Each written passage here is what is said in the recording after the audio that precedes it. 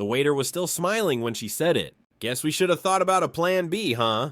She laughed, too loud, too rehearsed. The table between us was set for celebration, candles, folded linen, a bottle we'd been saving, 10 years. The kind of anniversary people photograph. The kind they post. I watched the condensation slide down my glass instead of looking at her.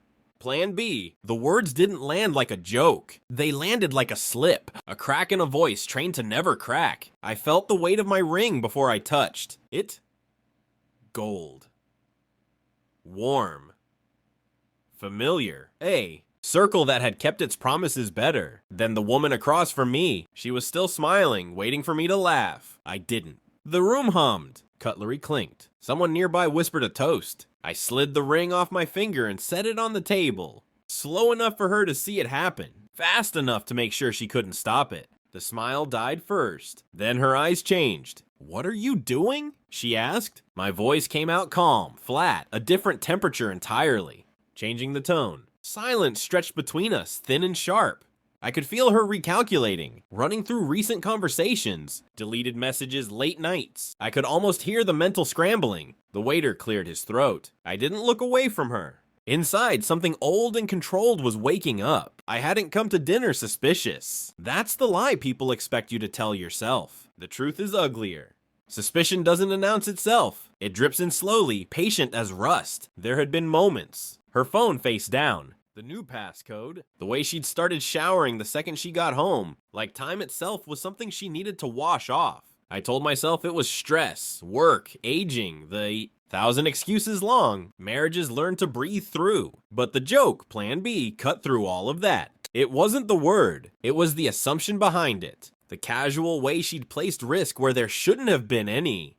I watched her hands now, the way they gripped the edge of the table. White knuckles, defensive posture. Say something, she said. I thought about all the things I could say, all the ways I could explode. Instead, I said, "Who is he?" Her breath hitched. Just once, enough. I don't know what you're talking about. Denial is never loud at first. It whispers. It hopes. I nodded slowly like I was agreeing with her. Inside, pieces were lining up. Late meetings. A scent that wasn't hers. A laugh she'd stopped sharing with me. The betrayal wasn't just physical. It was architectural. She'd built a second life inside the first and trusted me not to notice the extra doors. I paid the bill before the waiter could ask if everything was okay. I left the ring on the table. I didn't confront her again that night. That's the part people misunderstand. Rage feels good, but it's sloppy. I wanted clean. I slept on the couch. Not out of spite, out of observation. She didn't touch me. Didn't ask me to come back to bed. She watched me the way you watch a locked door you're not sure will hold. The next morning, I started paying attention. Phone records first. Patterns are louder than messages. Numbers repeated. Gaps where there shouldn't be gaps. I memorized her schedule without changing mine. I listened. I noticed how she said his name once, in her sleep. Soft, unafraid. I scheduled a test under the guise of routine blood work. I'd always believed in data. Truth without interpretation. At home, I stayed gentle, predictable, safe. That's the cruel part. When you know, you become kinder. You stop demanding. You let them hang themselves with comfort. She relaxed, started touching my arm again, started believing the joke had passed. Inside, the storm stayed contained, pressure building, walls holding. I watched her lie with the confidence of someone who thought they were winning.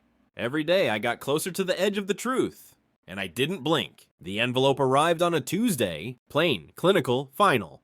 I opened it alone in the kitchen, sunlight spilling across the counter like it didn't know what it was witnessing. Numbers, percentages, certainty.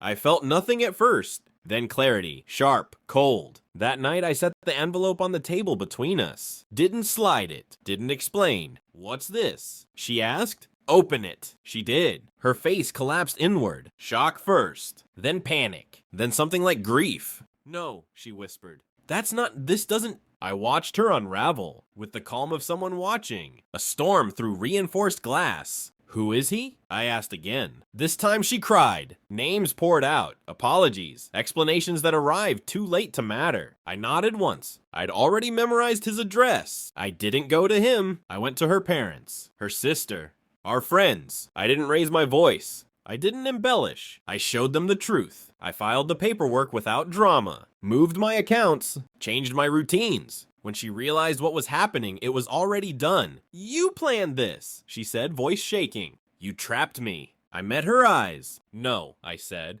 You did. I left the house empty. Every photograph gone. Every trace of me erased except the ring. Placed back where it had started, on the table. She called, texted, begged.